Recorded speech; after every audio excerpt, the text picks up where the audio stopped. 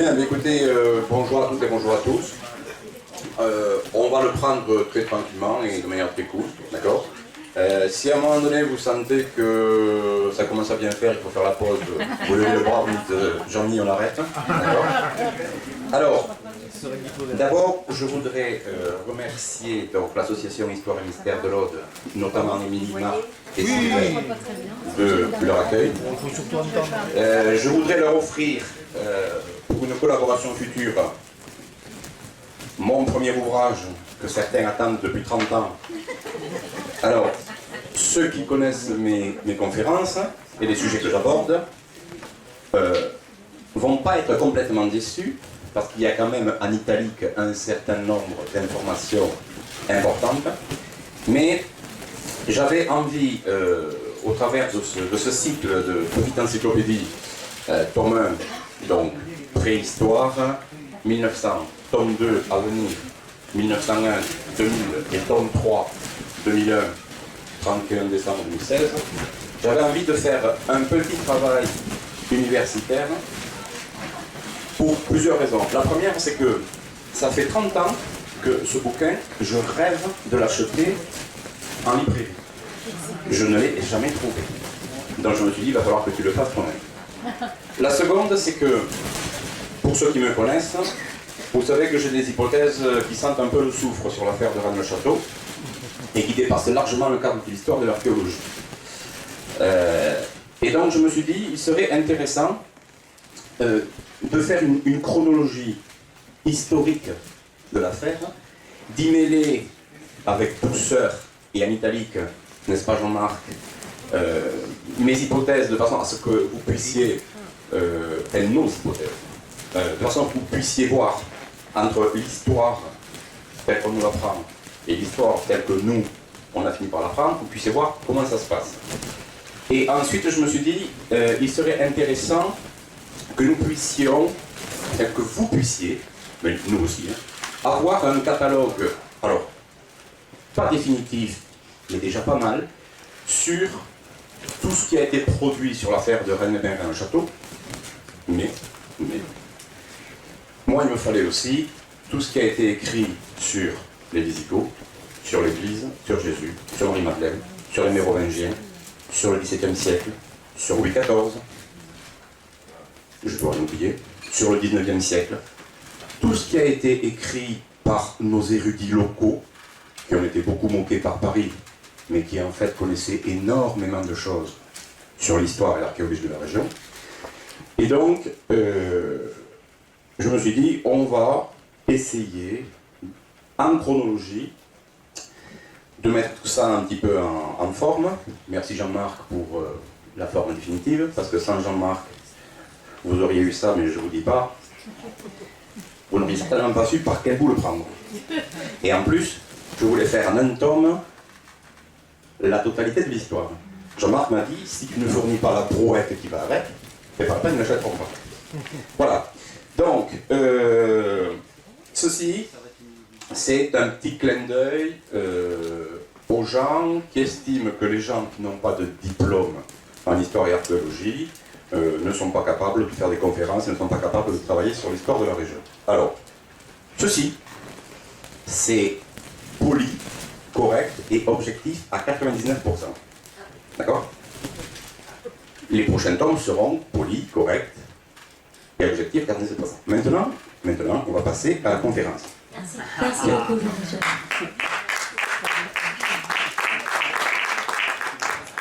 Alors, j'ai coupé en deux parties cette conférence, mais ceux qui ne seront pas là le 6 août pourront entendre pendant le débat la conférence du 6 août. Voilà, ça vous rassure. Alors, pourquoi origine sur la première conférence et pourquoi situation sur la seconde? Origine, c'est parce que je voulais faire un point de manière totalement libre et un peu structurée historiquement sur l'affaire de Rennes-le-Château. Et le 6 août, situation, là, on parlera, alors pour ceux qui aiment bien rock soccer, là, on parlera sérieusement de résistance et comment, on va dire, contrecarrer la contre-initiation. Mais avant de contrecarrer quiconque, je pense qu'il faut un petit peu faire un point sur l'origine de l'affaire. Alors l'affaire de Rennes-le-Château et Rennes-les-Bains, quand on commence à s'y intéresser, on pense que c'est une simple affaire de trésor qui se passe entre curés, l'abbé Saunière à Rennes-le-Château, l'abbé Boudet à Rennes-les-Bains, et puis avec notre ami Franck Dafos et malheureusement décédé Didier Ricard-de-Curie, on se rend compte que l'abbé Jourde et un certain nombre de prêtres lazaristes y sont mêlés à cette affaire. Et puis, quand on regarde sur les bas-côtés de l'affaire de Rennes-le-Château, on se rend compte que Jules Verne connaît l'affaire, nous donne même un certain nombre d'indices. On se rend compte que Maurice Leblanc, à la mort de Jules Verne, est mis au courant de l'affaire, donne un certain nombre d'indices, et que son Arsène Lupin aurait bien aimé grapper le trésor des rois de France et le trésor des Visigoths. Mais il n'en a pas eu le temps. On se rend compte aussi, si on remonte les siècles, on se rend compte qu'au XVIIe siècle, notre ami Louis XIV, sans une partie du trésor de Rennes-le-Château, Versailles n'existerait pas. C'est clair. Louis XIV s'est immiscé dans cette histoire grâce à ses espions. On va en parler, et il a fait chanter Nicolas Fouquet, il l'a emprisonné, ça a donné ce que vous appelez le masque de fer. Donc je vous dis tout de suite, peut-être déçu, non, le masque de fer n'était pas un jumeau de Louis XIV comme a pu l'avancer Alexandre Dumas, non, le masque de fer n'était pas le comte Mattioli, non, le comte de fer n'était pas le Eustache d'Angers, encore que Eustache d'Angers, l'a remplacé à Nicolas Fouquet quand Saint-Mars, son geôlier, a été nommé à la Bastille. Non, le masque de fer, c'était tout simplement Nicolas Fouquet, qui va arriver dans cette histoire, on va dire, grâce à son frère, grâce à Nicolas Poussin. Mais malheureusement, Nicolas Fouquet pourra en profiter un petit peu de cette affaire et il sera doublé par la couleuvre.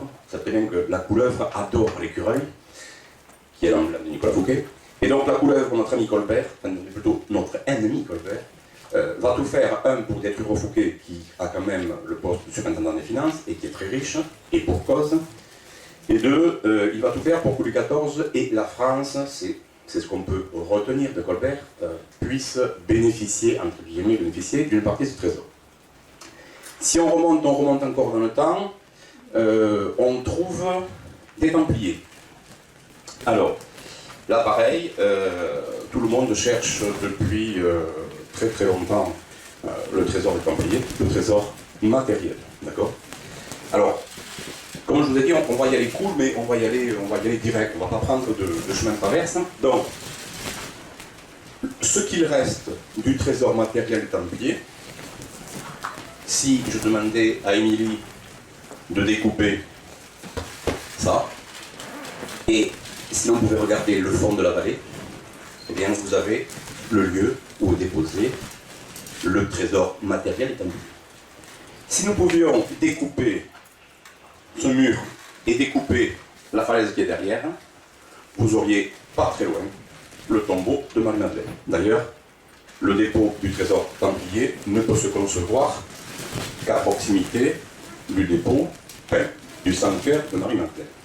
Et si on arrivait à se projeter encore derrière cette falaise, vous auriez le Bugarache. Alors là, le Bugarache,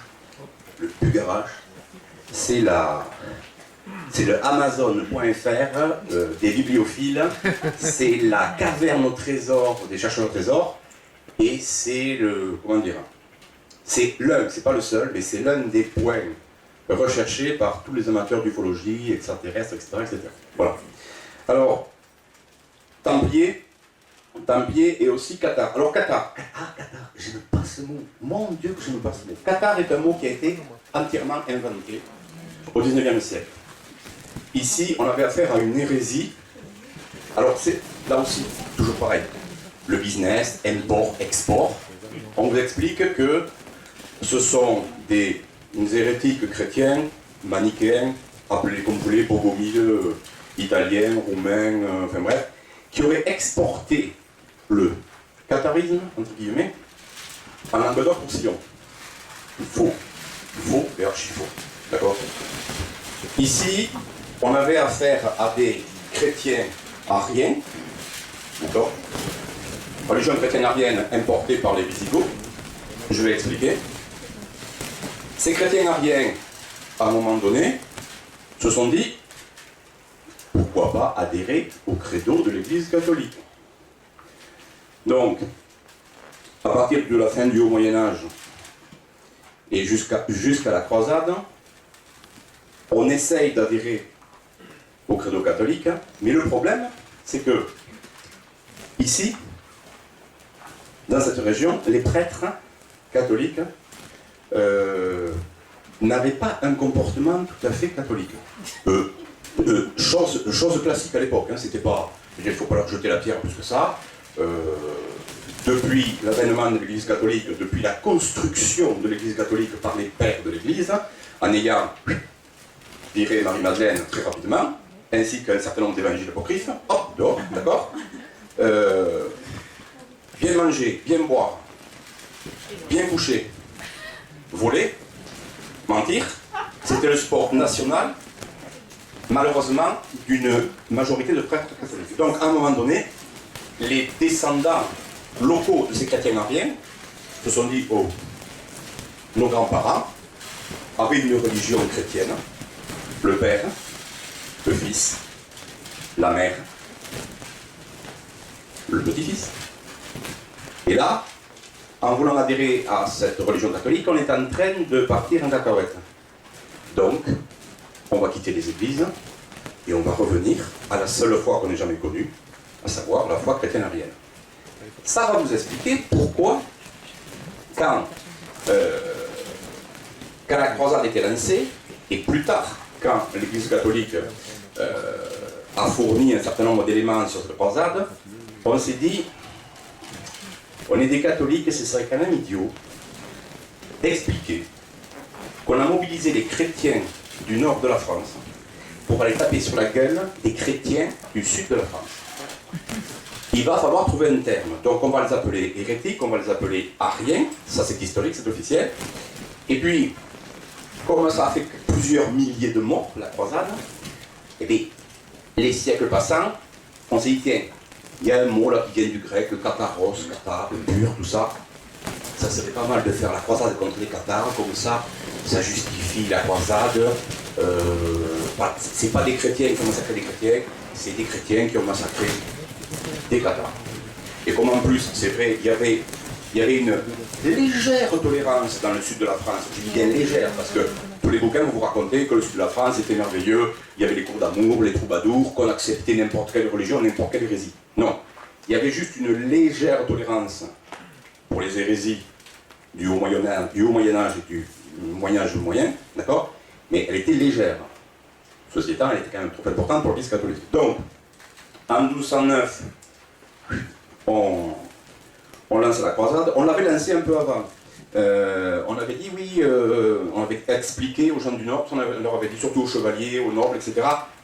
Et aux cadets des familles nobles, parce que eux, quand l'aîné avait pris le château, avait pris les terres, le cadet, il lui restait pas grand-chose. Il lui restait l'église, mais bon, au niveau des nanas, c'était pas top.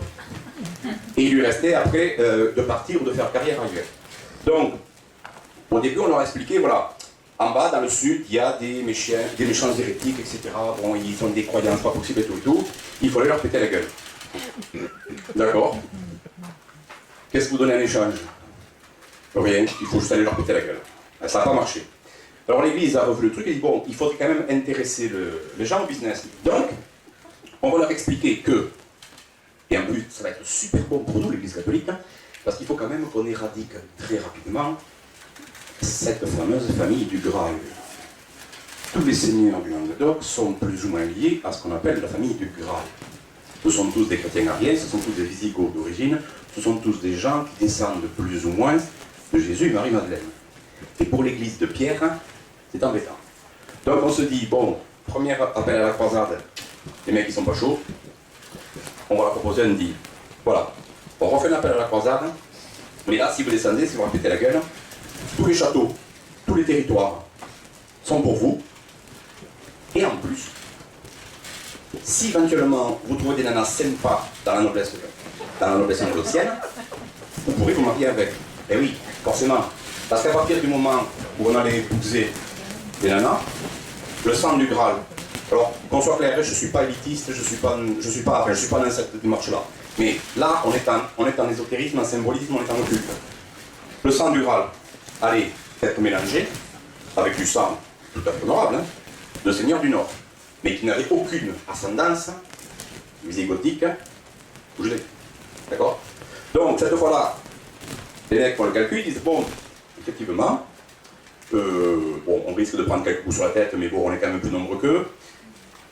Contrairement à ce qu'on a expliqué, ou à ce qu'expliquent certains historiens, les Languedociens n'étaient pas si unis que ça, et ça, les gens du Nord le savaient. Donc ils se sont dit, si on les prend un par un, ou château par château, ça devrait marcher, parce que, comme les Languedociens, c'est comme les Juifs.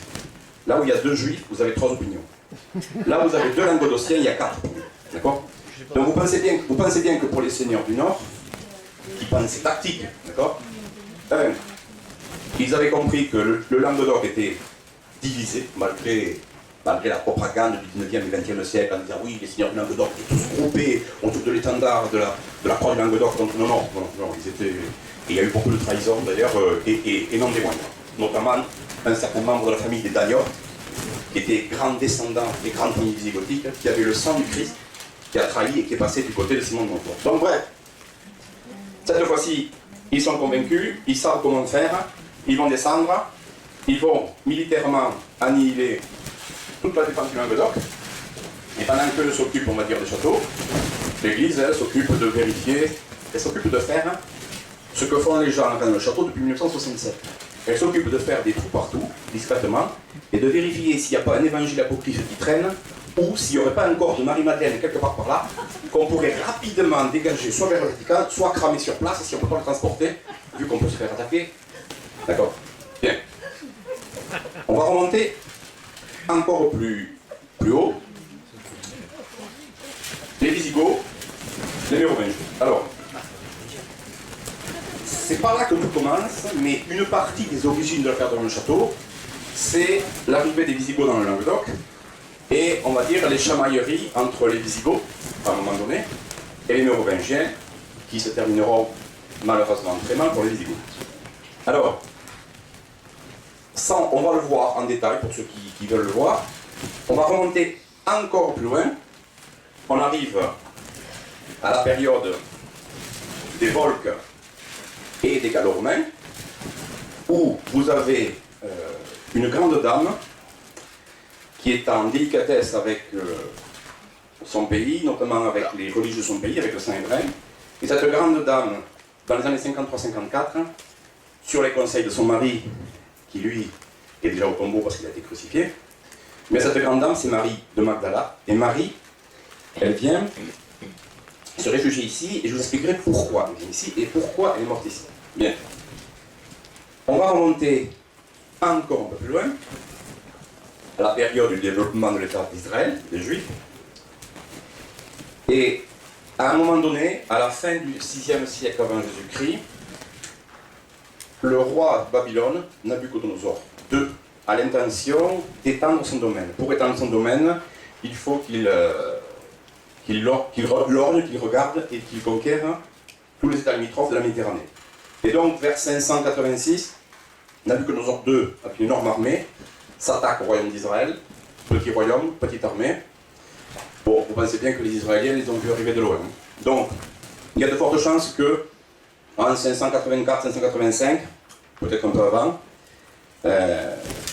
les Israéliens qui savaient très bien qu'ils ne pourraient pas résister, mais qui avaient dans le temple tous les objets religieux,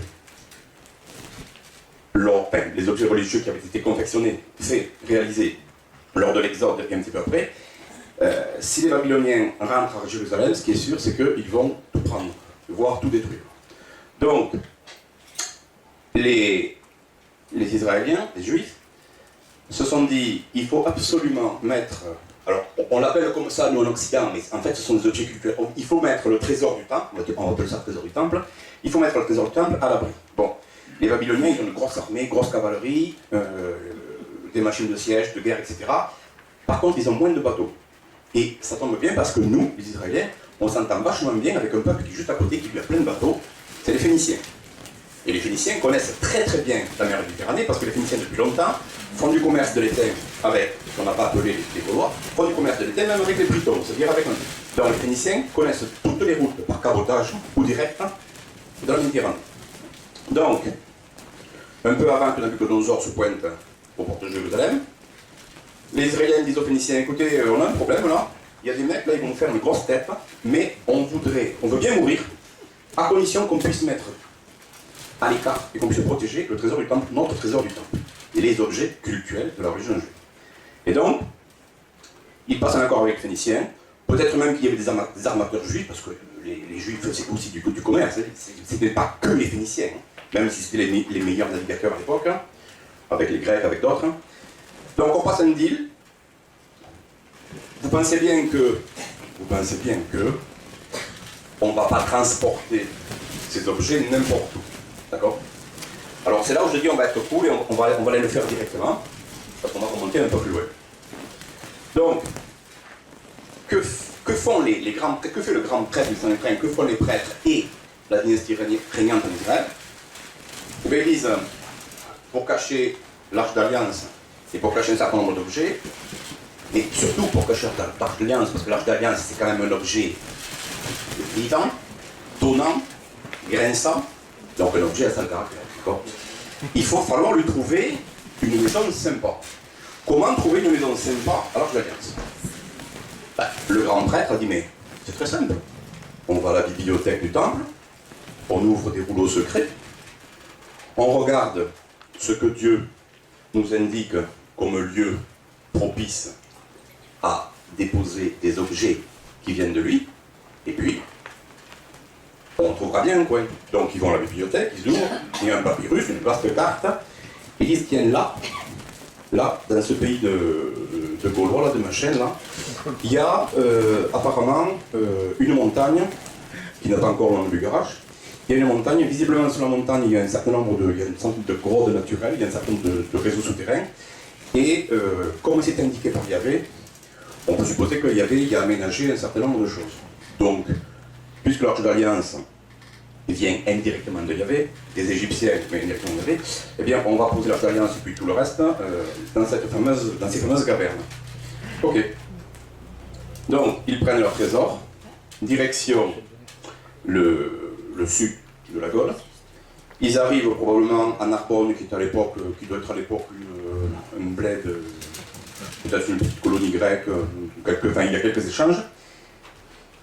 De là, ils partent avec leurs cartes déposer le trésor, donc l'arche, sous le Bugarache.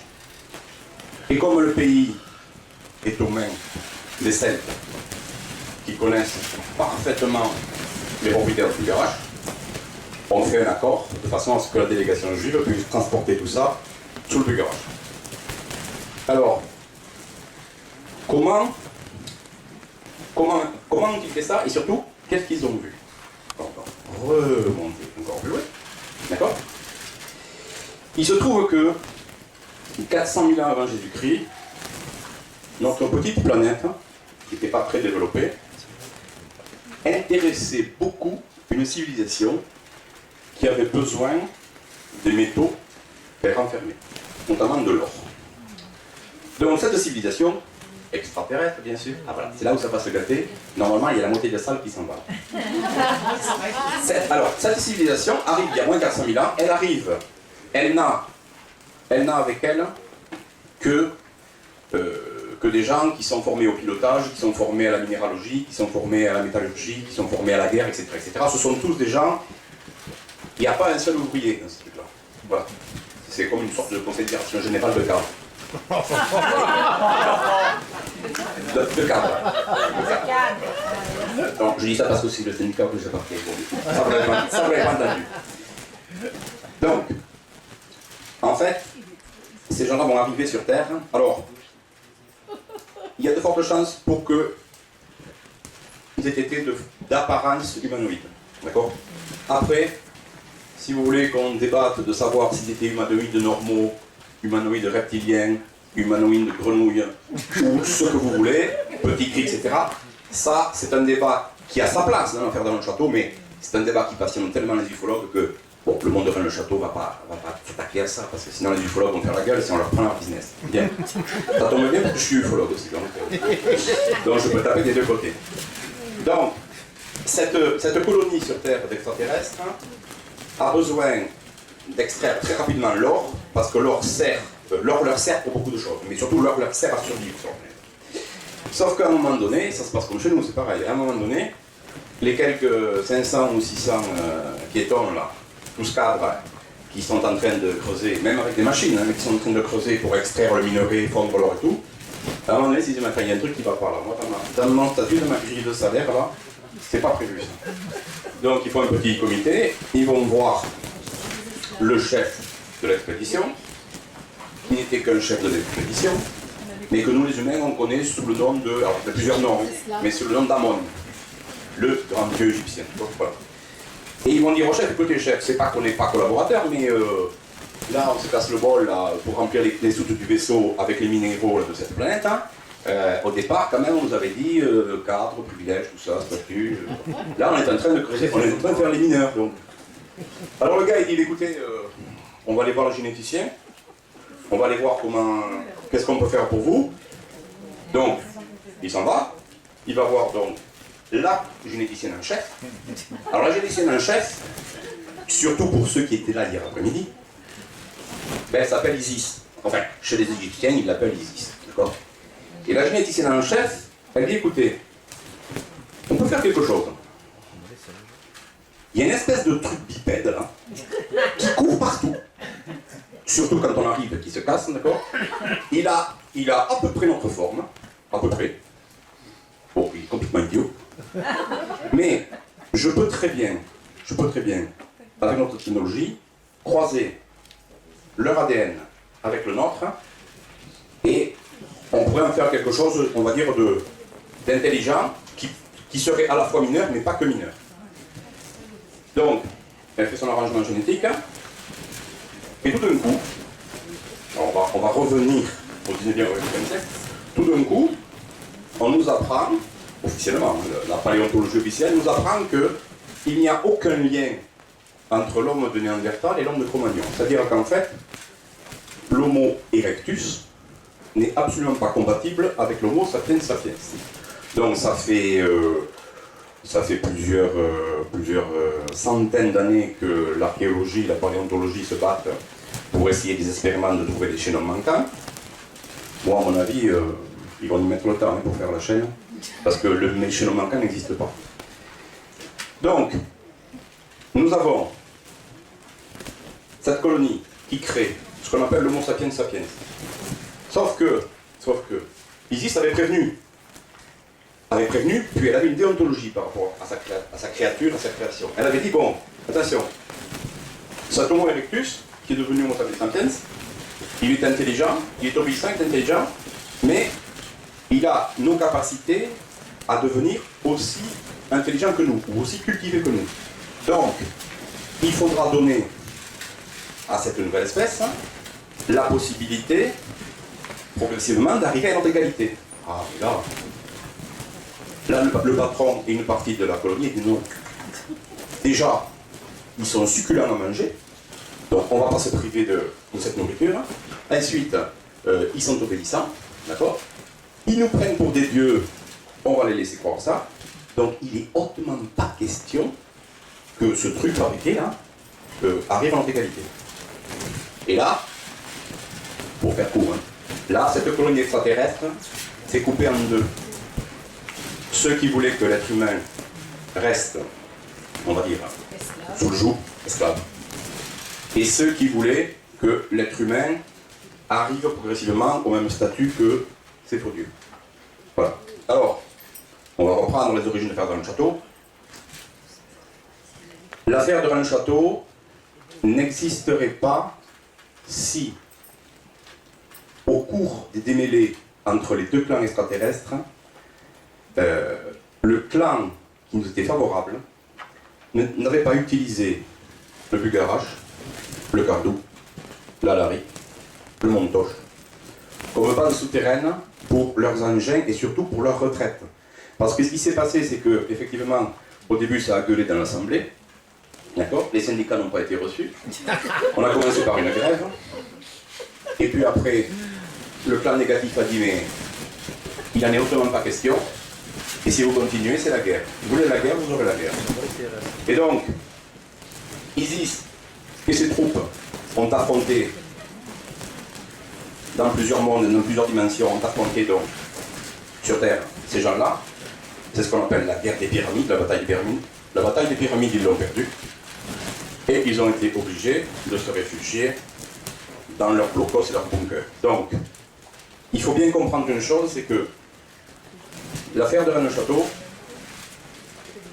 le terrain là, ici, on va dire l'Aude, le Roussillon, une partie des Pyrénées, ce n'est pas à proprement parler une terre sacrée comme on pourrait l'entendre sacrée au sens spirituel du terme. C'était avant tout une terre de refuge pour des gens qui ont essayé de sauver notre peau, qui ont perdu, et qui ont été obligés de se réfugier sous la terre et de se faire oublier. Alors, il y a quand même quelque chose qui a été important et intéressant, c'est que la partie adverse, donc les méchants qui ont gagné, n'ont pas pu rester suffisamment longtemps, comment dire, pour venir chez nous. Ça se passe par cycle, par rapport à l'univers, par rapport à l'évolution des planètes. Donc, ils viennent chez nous, ils peuvent venir chez nous à un certain moment, qui peut pour nous, êtres humains, nous paraître long, mais pour eux, c'est un temps très court. C'est comme s'ils arrivaient chez nous, à notre niveau à nous, c'est comme s'ils arrivaient chez nous 24 heures, ils ont 24 heures pour forer, récupérer l'or, les minerais, tout ce qu'ils peuvent, et ensuite il faut qu'ils repartent. Et donc, à un moment donné, même s'ils avaient gagné, il fallait repartir, parce qu'il fallait livrer donc, tout le minerai qu'ils avaient prendre. Et donc, ils sont repartis. Vous pensez bien que dans 48 heures, ils vont de retour.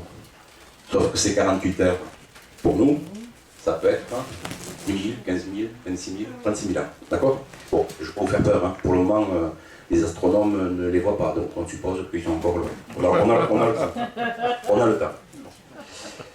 Donc, on s'est retrouvé à l'orée de ce qu'on appelle l'Antiquité, la Haute Antiquité. On s'est retrouvé avec un certain nombre de faux dieux qui étaient encore sur Terre, qui étaient encore sur le départ et qui n'allaient pas tarder à partir puisque leur cargaison de minerais était chargée. Alors, l'un de ces faux dieux, c'est l'un des derniers, c'était Yahvé. Et Yahvé, avant de prendre sa cargaison et de repartir, Yahvé avait un problème parce que le peu de faux dieux qui restaient sur Terre se disputaient, se chamaillaient les territoires. D'accord? Donc, chacun des dieux a sélectionné un peuple, a dit à ce peuple, le vrai dieu c'est moi, le boss c'est moi, les autres c'est tous des crétins, c'est tous des méchants, c'est... Voilà, et donc, ils leur ont expliqué qu'il fallait lutter donc, de manière terrestre contre les fidèles des autres dieux, et que, bien sûr, on donnerait un coup de main, c'est-à-dire bon, on filerait une arche d'alliance, on filerait un petit laser, un truc comme ça, comme les autres ils arrivent avec des bâtons et des boucliers, ça va vite, voilà. Donc ce qui s'est passé, c'est que un des peuples qui a bénéficié du soutien de Dieu, d'un Dieu, sont les Hébreux.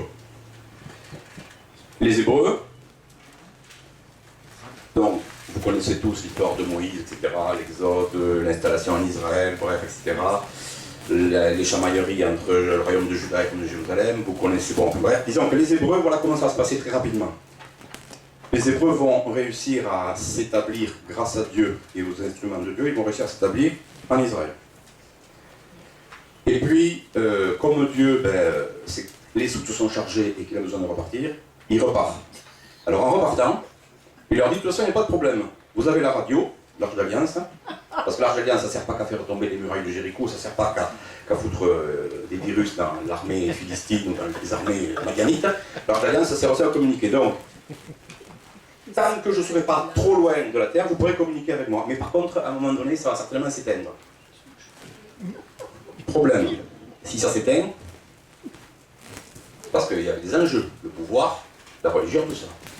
Problème, qu'est-ce qu'on fait? Si ça s'éteint, si on n'a plus le téléphone, on fait quoi? Pas de problème.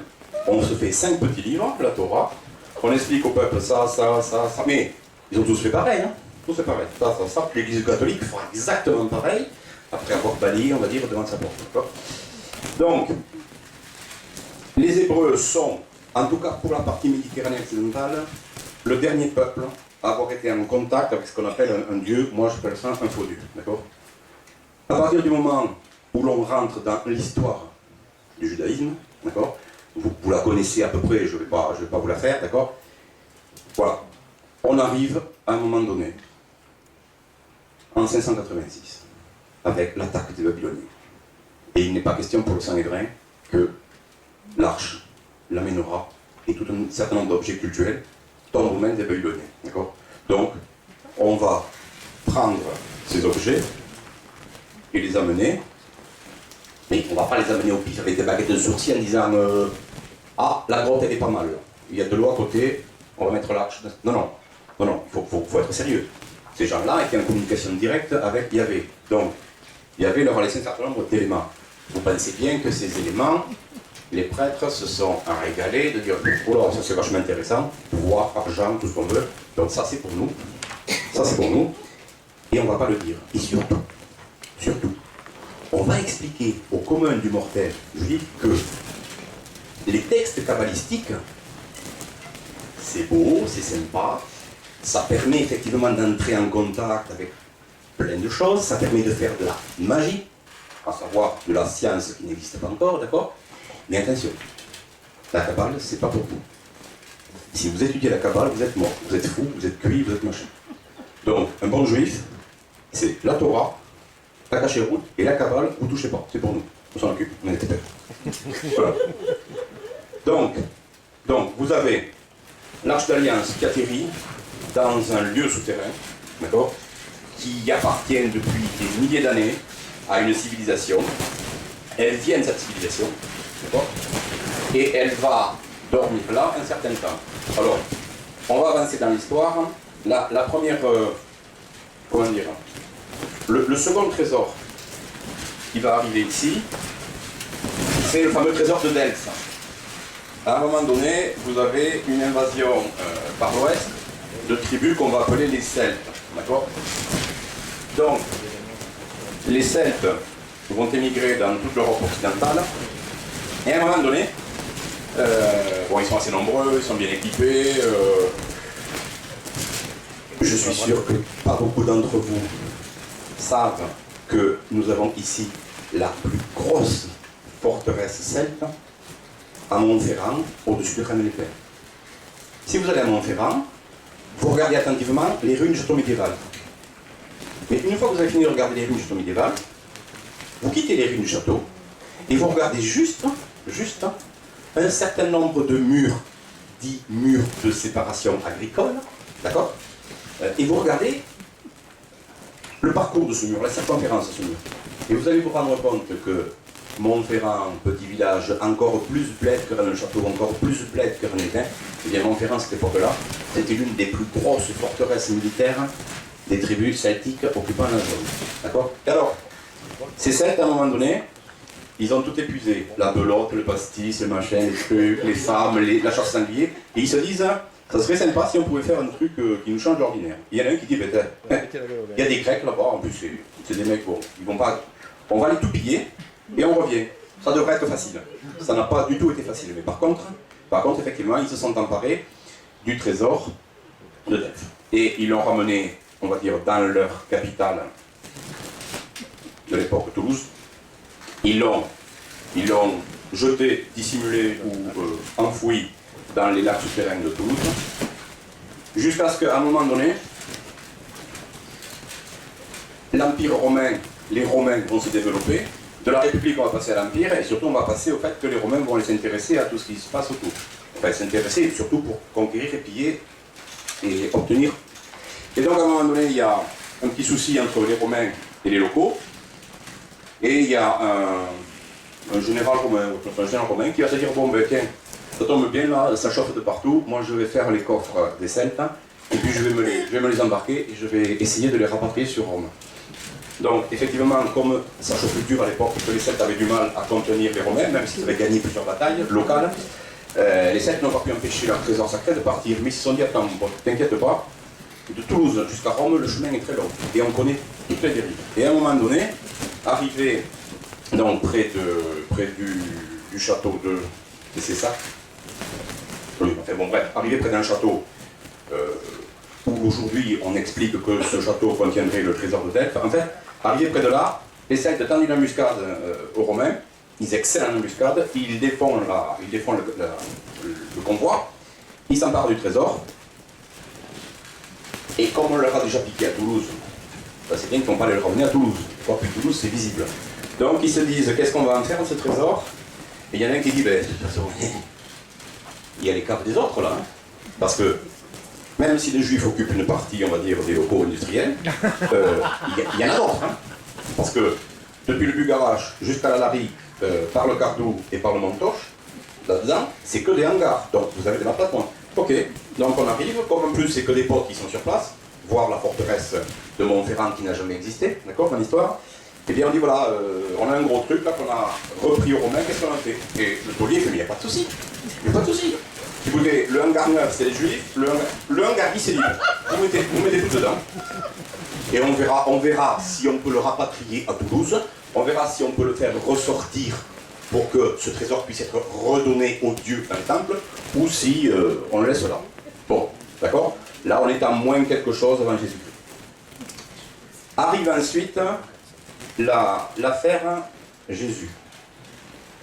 Alors, l'affaire Jésus, pour faire simple,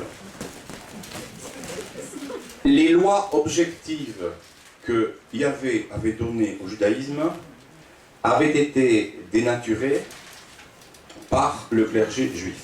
Donc, quelqu'un là-haut, dans le ciel, s'est dit, il serait pas mal que j'envoie quelqu'un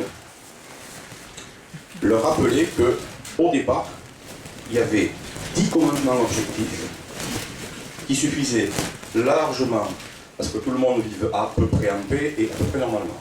D'accord? Donc, en 0, bon alors là, l'église catholique a un peu bricolé les dates, hein, ils sont plutôt en -6, -4, -6, en 0, naît un petit garçon qui va s'appeler Jésus, qui va vivre. Alors, qui va vivre chez son papa et sa maman s'appelle Marie, et son papa Joseph il est charpentier. Oui, bien sûr. Alors, on va être très clair. Marie, c'est une grande dame, probablement de la noblesse juive. Quant à Joseph, peut-être qu'il manie très très bien les ciseaux et le bois, mais c'est beaucoup plus un armateur qui a pignon sur rue qu'un charpentier qui passe sa journée avec le rabot, comme on le montre dans les images catholiques. D'accord? Ça, il faut le retenir, ça va être super important pour la vie de Jésus. Bien.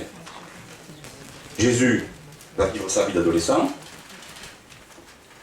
On ne sait pas ce qu'il a fait entre, on va dire, sa bar mitzvah et le mois de sa vie publique. Alors, je peux vous dire tout à fait ce qu'il a fait, parce qu'il me l'a raconté. Jésus a beaucoup marché dans la période de l'adolescence et avant qu'il atteigne la trentaine. Il a fait plusieurs voyages. Il a accompagné son père plusieurs fois dans ses expéditions, puisque son père était armateur, faisait du commerce, ramenait de l'étain, il échangeait avec les peuples. Donc au début de sa vie adolescent, il a accompagné son père plusieurs fois. Et puis, il a eu envie de savoir, indépendamment de sa religion, il a eu envie de savoir qu'est-ce qui pouvait se passer ailleurs.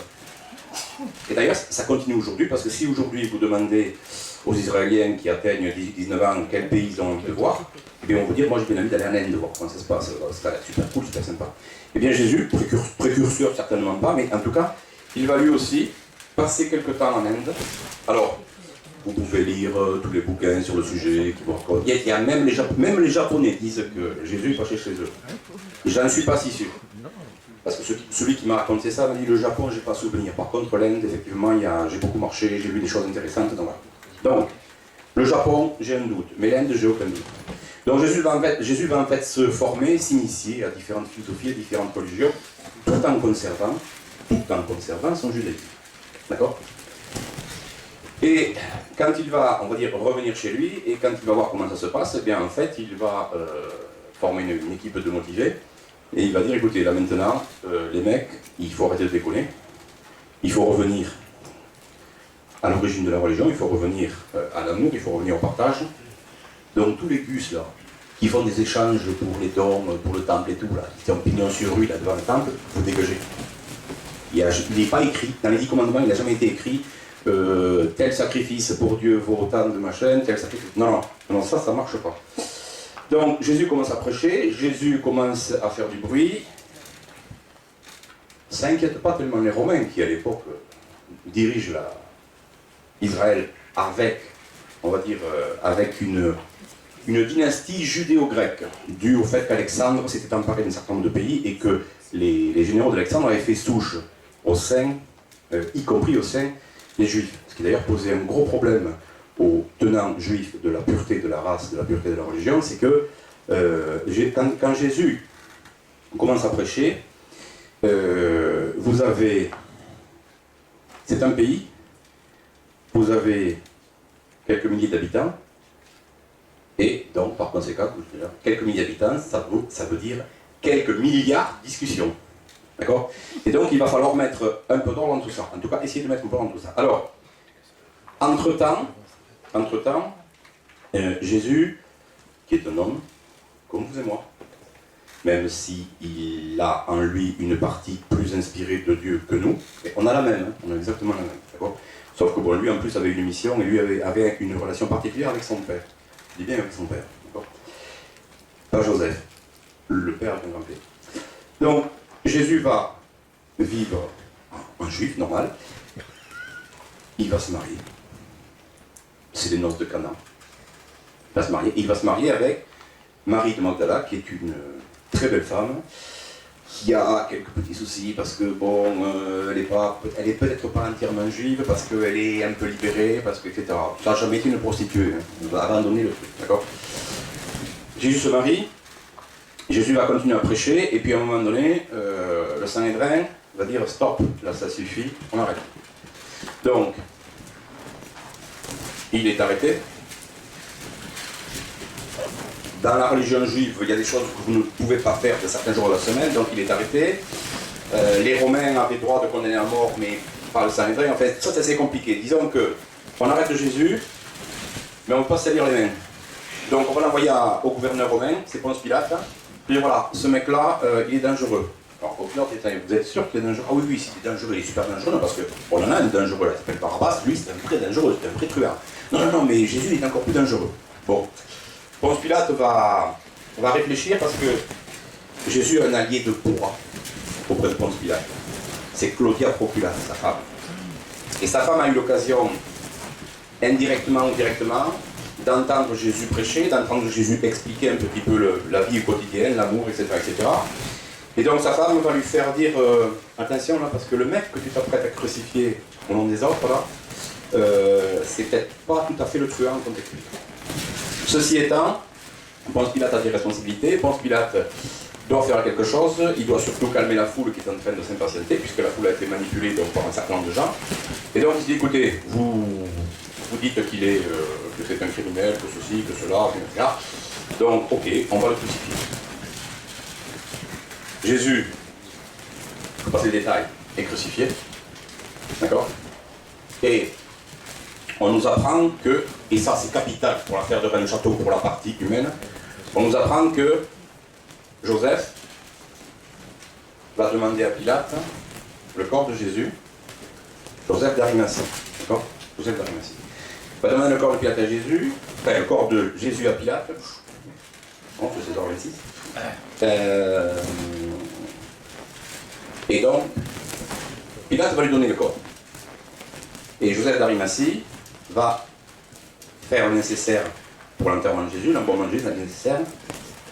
Alors déjà, on va s'arrêter. Vous en connaissez beaucoup, vous, des gouverneurs romains qui vont donner tout à fait naturellement le corps d'un grand criminel à un des membres du Sanhédrin, comme ça. D'accord? Donc, Joseph d'Arimathie, peut-être assez riche, hein, d'accord? Ben, Joseph d'Arimathie, c'est Joseph le charpentier. C'est son père. Qui peut réclamer un corps? et un corps qui est très important, le Père. Donc, on l'a appelé Joseph d'Arimathie, mais c'est Joseph le charpentier, c'est Joseph l'armateur. Son fils a été crucifié, d'accord? Son fils sur la croix.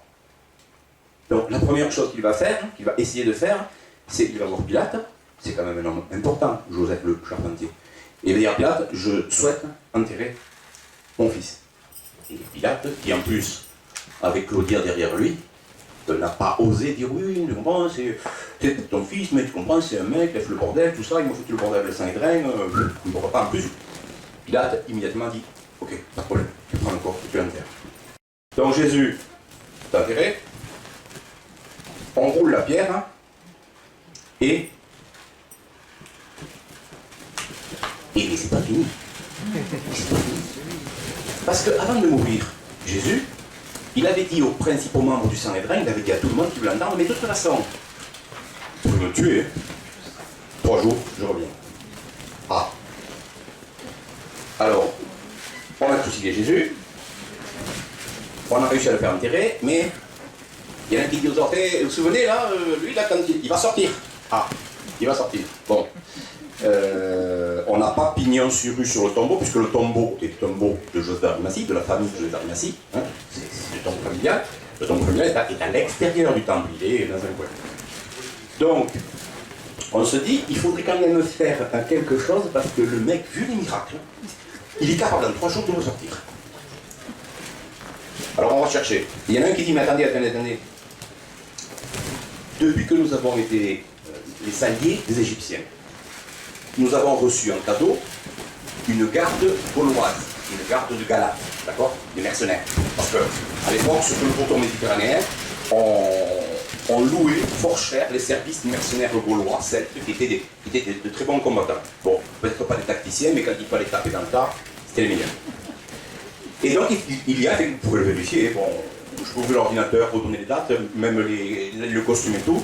Vous trouverez d'ailleurs un dessin dans la série de bande dessinée Alix, un dessin qui montre donc l'entrée du temple, à peu près à l'époque d'Hérode, etc.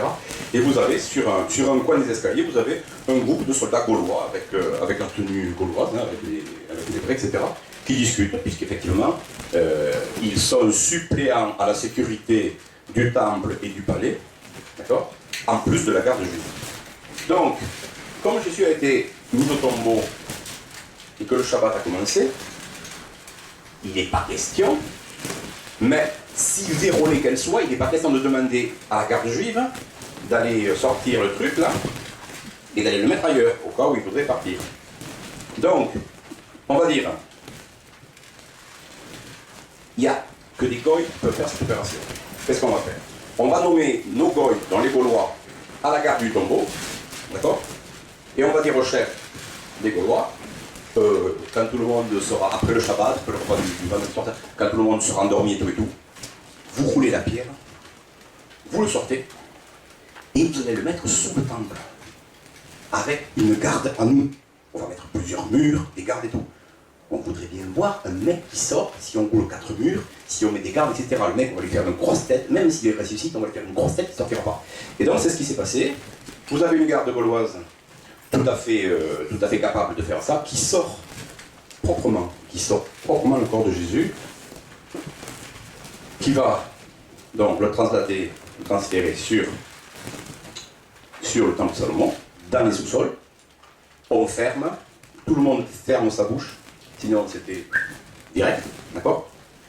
Ah, si, j'ai oublié un épisode capital. Capital entre catholique et arien. Jésus avait librement ressuscité. Mais c'est l'âme, c'est la partie divine de Jésus qui est ressuscitée.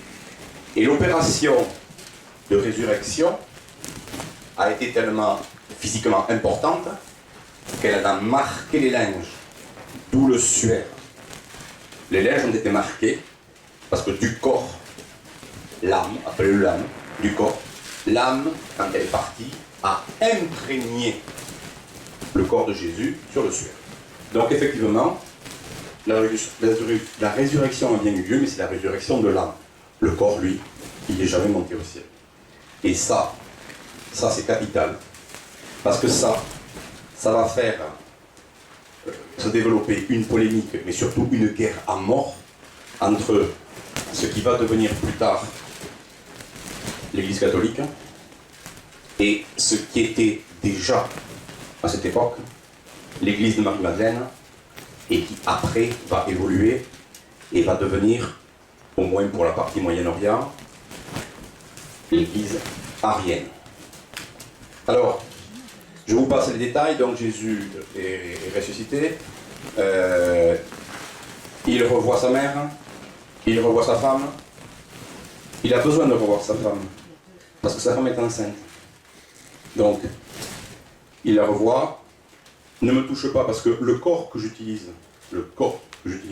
n'est pas un corps séché, d'accord ? Donc, ne me touche pas, le corps va arriver à maturité, le corps actuel, le corps que j'ai actuellement, puisque l'autre est ce temple, d'accord ?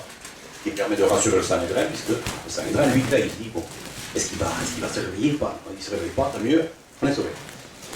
Donc, il va parler à Marie, il va parler à Marie-Magdala, il va se montrer aux disciples, il va envoyer ce que les autres ont appelé le Saint-Esprit, en fait. Bon, il va se montrer, il va dire, voilà, c'est pas fini, ça ne fait que commencer. Sauf qu'il y a un petit problème,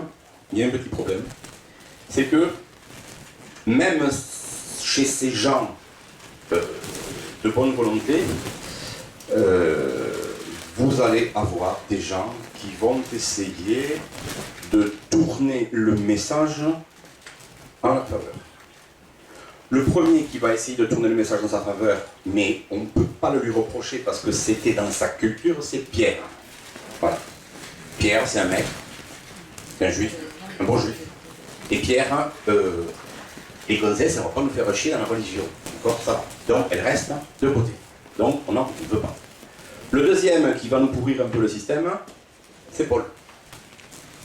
Paul, soi-disant frappé par l'Esprit de Jésus, l'Esprit Saint, ce que vous voulez, en chemin là, avec son âne et puis ses caisses parce qu'il était avec le cœur d'impôt. Et Paul, tout d'un coup, boum, il a la révélation. C'est lui et d'autres qui vont essayer de développer la religion de Jésus. Allez, on va faire la religion de Jésus, ils vont essayer de la développer et ils vont essayer de la rendre compréhensible aux gentils, c'est-à-dire aux juifs. D'accord ? Alors, je fais une parenthèse à ce stade-là, qui a l'air bête, mais qui a son importance par rapport à tout ce qui va suivre. C'est qu'il faut bien qu'on se comprenne. Vous avez le droit de ne pas me croire. Jésus est né juif. Il a vécu juif. Il s'est marié juif. Il est mort juif. Marie-Madeleine est née juive par sa mère, peut-être pas par son père, en fait, elle est née juive. Elle a vécu en juive. Elle est morte en juif. D'accord ? Donc, jusqu'à la naissance du fils Jésus-Marie-Madeleine, nous avons affaire à des juifs qui sont rebelles contre l'orthodoxie juive de l'époque, mais ce sont des juifs. Moi, ma belle-fille m'a dit un jour, mais Jésus, il était chrétien ? Non, Jésus, il n'était pas chrétien, Jésus, il était juif. Ce qui va se passer, c'est que Pierre, Paul, et puis un certain nombre de gens vont essayer de développer le message de Jésus, mais vu par eux, ils vont essayer de l'internationaliser, en tout cas de le méditerranéiser. Donc, il va falloir passer, ça se fera pas sans mal, sans heurts, sans polémique, sans concile, comme le concile de Jérusalem, il va falloir passer d'un message des juifs réformateurs à un message des chrétiens, des tenants du Christ. Et ça va être capital pour le reste de l'histoire et ça va être capital pour l'histoire de René Vin et René Château. Parce que, à partir de ce moment-là, vous avez deux courants. Alors, je ne vais pas vous faire les 4 évangiles, les actes des apôtres et tout, hein, trop long. Simplement vous dire que Marie-Madeleine est enceinte, ça chauffe sec à Jérusalem, il faut qu'ils se battent. Jésus a livré le message, ils n'ont plus rien à faire.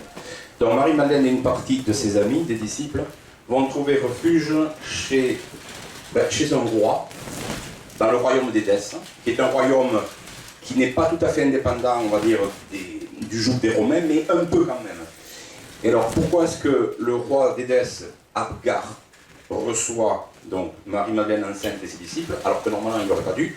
Ben, tout simplement parce qu'auparavant, le roi Abgar, durant la vie de prêche de Jésus, le roi Abgar était malade. Et le roi Abgar, qui était quelqu'un de très cultivé, qui avait des espions partout, le roi Abgar s'était dit, je suis malade, il n'y a qu'un personnage actuellement sur terre, là, en Israël ou pas loin, qui peut me sauver, c'est Jésus. Et donc le roi Abgar a envoyé une ambassade à Jésus, en disant voilà, notre roi est malade, il a besoin de toi, est-ce que tu peux venir le voir? Jésus a dit, je ne peux pas, parce que mon prêche, mon message doit être délivré ici. Par contre, je t'envoie quelqu'un. Et donc quelqu'un de sa compagnie, de sa communauté, est parti donc avec l'émissaire, certainement avec un objet, un tissu. Il est parti avec quelque chose que Jésus avait touché, que Jésus avait chargé. D'accord? Arrivé à Édesse, donc le roi était un peu déçu, mais il y avait l'objet de guérison. Donc le roi a été guéri, et le roi a laissé repartir l'émissaire de Jésus en disant, si vous avez le moindre problème un jour, vous venez chez moi.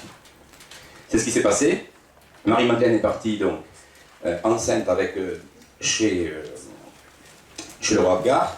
L'enfant est né au bord de la mer Méditerranée, dans ce qui est actuellement la Turquie, dans les côtes turques, d'accord? Alors attention, l'enfant est né au bord de l'eau. Ça vous dit rien? Ah ben, les Mérovingiens, le premier grand Mérovingien, sa mère, qui se baignait sans faire attention au bord de l'eau, elle a bien été violée par le Kinotaure. Et de ce viol est né le premier Mérovingien sacré. Pipo, pipo, pipo, pipo. Les Mérovingiens connaissaient parfaitement un certain nombre de choses sur Jésus, sur Marie-Madeleine et sur la naissance du Fils. Donc vous pensez bien qu'à un moment donné, quand les Mérovingiens se sont sentis en capacité de gouverner une partie du nord de la Gaule et puis après de gouverner toute la Gaule, il y avait les Visigoths. Donc il fallait avoir un truc super plus cool que les Visigoths, que les chrétiens ariens. Le seul truc super plus cool qu'ils ont trouvé, c'est de dire que leur arrière-arrière-grand-mère avait été violée par un monstre marin, le Kinotaure, et que de ce viol était né Mérové, le premier des Gus, là, qui bien sûr pouvait prétendre à tout ce que vous voulez, la divinité, le sang royal, etc. Bon, je ferme la parenthèse. Marie-Madeleine accouche. L'enfant né, c'est un garçon. C'est un garçon.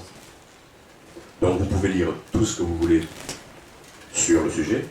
D'accord, l'arrivée des saintes femmes avec, parmi les jeunes femmes, la fille de Jésus Marie-Madeleine, c'est Hippo. C'est un garçon. Mais le problème, c'est que le sang est drain, et Rome n'en a pas fini avec ces judéo-rebelles. D'accord, c'est pas fini. Et donc à un moment donné, le garçon, lui, a fait sa bar mitzvah, il est arrivé à l'âge d'être ce qu'on appelle un jeune adulte donc chez les Juifs, et à ce moment-là, ça chauffe tellement que le roi Abgar va dire, écoutez les enfants, c'était super cool de vous avoir pendant une quinzaine d'années, mais là, ça commence à chauffer, parce que là, les émissaires romains sentent bien que je les prends pour des cons, alors je ne vous parle pas des émissaires du sang hébreu. Donc il va falloir faire un truc, il va falloir que vous quittiez mon royaume, ma principauté. Ok, d'accord.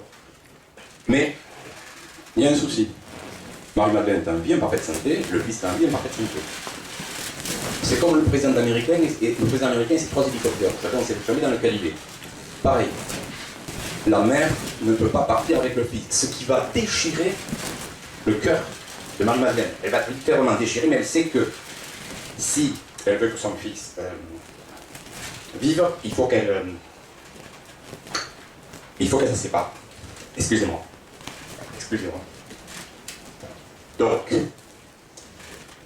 ce qui va se passer, c'est qu'on va faire partir son fils avec un certain nombre de disciples de Jésus vers le nord, en direction de la mer Noire et en direction de ces peuples qui ne sont pas encore les Gauls, les Visigoths, qui sont les Cretinges, les Tervinges.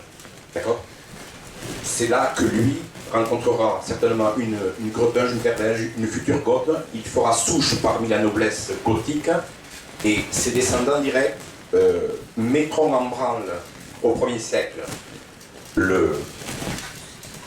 la la poussée d'ego en direction de Constantinople, de Byzance, qui après se dirigeront vers Rome. Et pendant ce temps, Marie-Madeleine, Marthe-Marie et Lazare, un certain nombre de personnes, eux, vont se diriger grâce à Claudia Procula et grâce aux Romaines qui ont compris le message de Jésus et qui ont apprécié le message de Jésus, elles vont se diriger vers ce qui va s'appeler les Saintes Maries. D'accord ? Sauf que, il y a un problème, c'est que si Marthe-Marie, Lazare et les camarades peuvent tout à fait atterrir aux Saintes Maries et après commencer à prêcher la mission de Jésus, et notamment en direction du Luc de l'Homme de Lyon, Marie-Madeleine, elle, c'est la personne à abattre. Donc Marie-Madeleine ne peut pas rester aux Saintes Maries et ne peut surtout pas commencer à prêcher, encore moins dans une grande ville comme Lyon, ce que Lazare pourra faire sans problème. Donc ce qui va se passer, c'est que Marie-Madeleine va reprendre le bateau, certainement sur les indications et les conseils de la noblesse gallo-romaine audoise, et Marie-Madeleine va atterrir aux Saintes-Maries dans les Pyrénées-Orientales. De là, elle sait très bien où aller, puisque Jésus, on nous dit, même dans les évangiles officiels, on dit Jésus avait des secrets et avait des discussions avec Marie-Madeleine qu'il n'avait pas avec ses disciples. Et en fait, Jésus a simplement dit à Marie-Madeleine, voilà, on est heureux, mais ils vont me tuer. On ne pourra pas y échapper. Donc, je t'explique où tu dois aller. Et c'est très important que tu ailles là, parce que là se trouvent les objets du temple, les objets donnés par Dieu. Donc, il n'y a qu'un seul endroit où tu peux te réfugier, c'est le sud de la Gaule, c'est là où mes ancêtres ont déposé l'Arche d'Alliance et tout le reste. Et donc, Marie-Madeleine quitte Sainte-Marie-de-Mer, débarque à Sainte-Marie dans les Pyrénées-Orientales et remonte en direction de Bigarache. Alors, Marie-Madeleine, elle va vivre un certain temps, pas trop loin d'ici en fait. Si vous connaissez Saint-Just-le-Bézu, Marie-Madeleine va vivre dans une petite grotte en cul-de-sac sur un petit relief qui est en bas de Saint-Just-le-Bézu. Ça se situe entre le cimetière et la fontaine des Quatre Rideaux. Là, vous avez une espèce de relief. Et là, vous avez la seule et unique Sainte-Baume. Marie-Madeleine va y vivre de 53. Marie-Madeleine va vivre de 53 à 66, l'âge de sa mort. Et à sa mort, les Gallo-Romains et les Gaulois, enfin les gens qui l'ont suivi, qui l'ont écouté, vont l'enterrer là-bas, à vue du Bugarache. Pas au Bugarache, mais à vue du Bugarache. Voilà. C'est pour ça que bien plus tard, le sachant parfaitement, les Templiers ont transporté leur trésor matériel là-bas. Pas très loin de leur arrière-grand-mère. Mais pas à côté. Et certainement pas avec. Pour ne pas éveiller les soupçons. Donc Marie-Madeleine est décédée. Vous avez son fils qui lui a fait souche. Les Visigoths, les Goths commencent, enfin les Goths qui ne sont pas encore Visigoths et Ostrogoths, les Goths commencent à débouler du nord du Gotland en direction de Byzance. Ils ne pourront pas prendre Byzance parce que ce sont d'excellents guerriers, mais ils n'ont aucune science de la poliocétique, c'est-à-dire la science des machines de guerre pour prendre une ville. Donc ils vont zapper Constantinople, Byzance, et ils vont se diriger vers l'Empire romain d'Occident, puisque l'Empire romain d'Orient, apparemment, on ne peut pas passer. Et on va s'arrêter là. On va faire une pause. Et on reprendra si vous voulez dans 10 minutes. Voilà. Et j'essaierai d'aller un peu plus vite. Alors, attendez, ce que je voulais vous dire quand même, c'est que, bon, j'y suis allé direct, parce que j'avais pas le temps, et parce que si vous êtes déplacé, c'était certainement pour écouter quelque chose qui sorte de l'ordinaire et quelque chose qui soit le plus vrai possible. Ce que je peux vous dire, d'accord, c'est que tout ce que je viens de vous dire, une grande partie de ce que je viens de vous dire, est prouvable par document, par l'histoire et par l'archéologie. D'accord ? Après, je ne vous cacherai pas que une partie n'a rien de scientifique, rien d'archéologique et rien d'historique. Il y a ceux qui parlent d'ésotérisme et ceux qui le vivent, d'accord ? Ceux qui parlent d'occultisme et ceux qui le vivent, ceux qui parlent de magie, ceux qui le vivent, ceux qui parlent d'initiation, ceux qui parlent d'élection et ceux qui le vivent. Ce que je peux vous dire, c'est que la partie qui m'a été donnée, non scientifique, non historique, non archéologique, j'ai pu en vérifier 80% par l'histoire et l'archéologie. Donc, il y a une partie que je peux prouver, on ne va pas le faire maintenant, puisque je vous fais une macro-conférence. Je ferai des micro-conférences à Rennes-les-Bains cet été pour expliquer historiquement et archéologiquement ce que l'Institut de France aime entendre comme orthodoxie, d'accord? Mais sachez que tout est prouvable. Ce qui n'est pas prouvable, ce sur lequel je n'ai aucune preuve, ce sont des éléments qui m'ont été donnés directement par quelqu'un qui s'appelait Claude Moreno, qui est né en 1959, qui est décédé en 2010. C'est à cause de sa mort que l'opération Bugerache 2012 a été déclenchée. Ça n'avait rien à voir avec les extraterrestres. C'était un prétexte, d'accord? Mais on va s'arrêter là parce que je ne suis pas fatigué. C'est une histoire que je vis. Ça, je voulais vous le faire partager aussi. C'est que, bon, j'ai commencé comme chercheur au trésor. J'ai fini comme illuminé. Mais je peux vous dire que cette histoire est extrêmement importante. J'y ai passé maintenant pratiquement 40 ans. Elle est énorme et cette histoire, cette conférence, le sujet, c'est pas les origines de le château de Rennes-les-Bains, Saunière, Boudet, les Visigoths, les Templiers. Cette histoire, elle parle de vous et de votre avenir. Et dans les années qui arrivent. Je coupe là, et on essaiera d'aller un peu plus vite tout à l'heure, pour terminer avec des babioles comme les Templiers, les Cathares, Louis XIV, etc. L'abbé Saunière, l'abbé Boudet, l'opération Bugerache 2012, les enjeux, etc. Voilà. Merci.